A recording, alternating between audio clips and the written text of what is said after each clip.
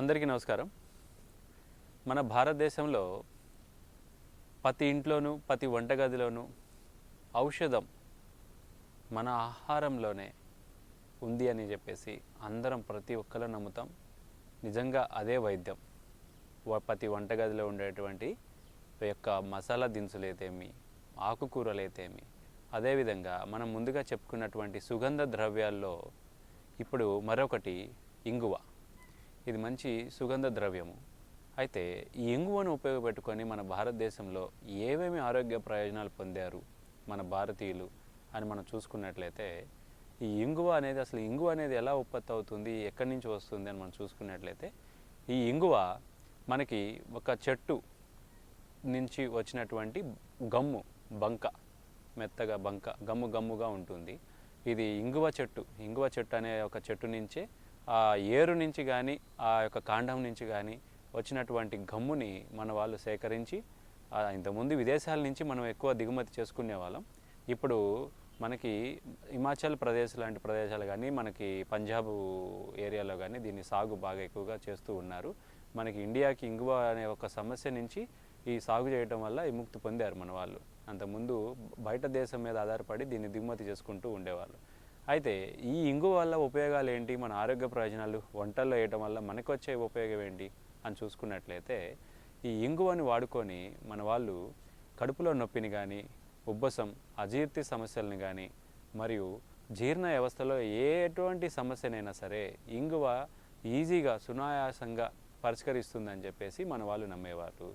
అదేవిధంగా రక్తపోటుకు సంబంధించిన జబ్బులు కానీ, షుగర్ వ్యాధులకు కానీ ఇది చక్కగా ఉపయోగపడేది.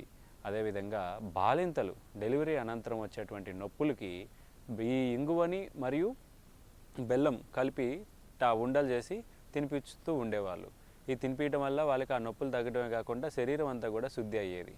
అదేవిధంగా కడుపులో నొప్పి ఇలాంటి సమస్యలు ఉన్నప్పుడు కూడా దీన్ని ఖచ్చితంగా నీళ్ళల్లో కలిపి ఇస్తూ ఉంటారు మన వాళ్ళు.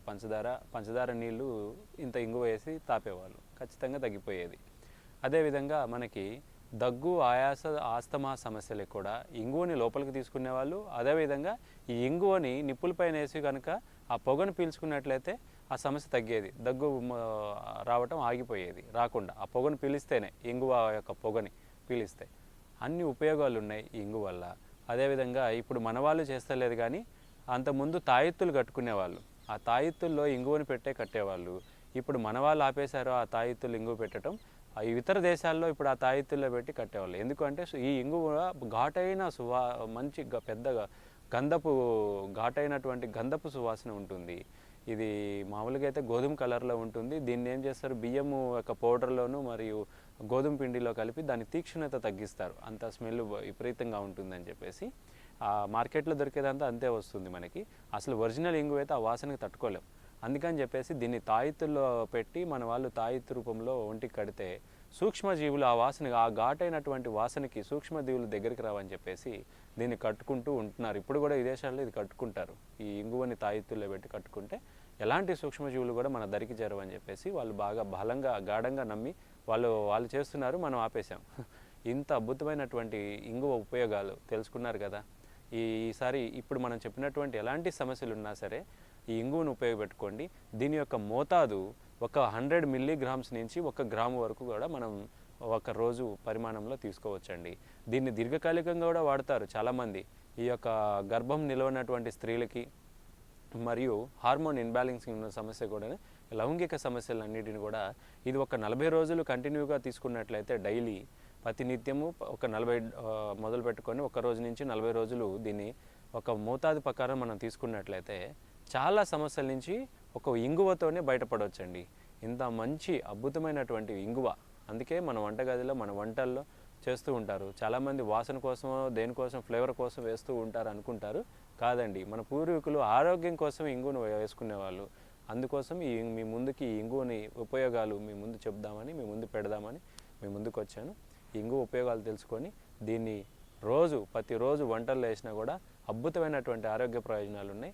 కావున దీన్ని వాడుకొని స్త్రీల యొక్క గైనిక సమస్యలు తగ్గించుకోవచ్చు, మగవాళ్ళు వచ్చేటువంటి లైంగిక సమస్యను తగ్గించుకోవచ్చు, రక్తపోటును తగ్గించుకోవచ్చు, షుగర్ వ్యాధులను తగ్గించుకోవచ్చు, పేగుకు సంబంధించిన అన్ని రకాల సమస్యలు తగ్గించుకోవచ్చు.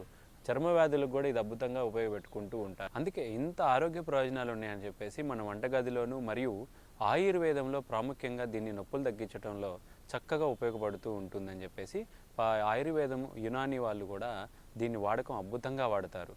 దీనివల్లనే మన భారతదేశంలో ఒకప్పుడు షార్టేజ్ వస్తే ఇప్పుడు మనం హిమాచల ప్రదేశాల్లో ఎక్కువగా దీన్ని పెంచుకొని దీని ఉత్పత్తిని బాగా పెంచారు. అందువల్ల ఈ సమస్య తగ్గింది. మనకి ఇంగువ అంతకుముందు బయట దేశం నుంచి తెచ్చామని చెప్పాం కదా, ఇప్పుడు మన దేశంలోనే పుష్కలంగా దొరుకుతుంది.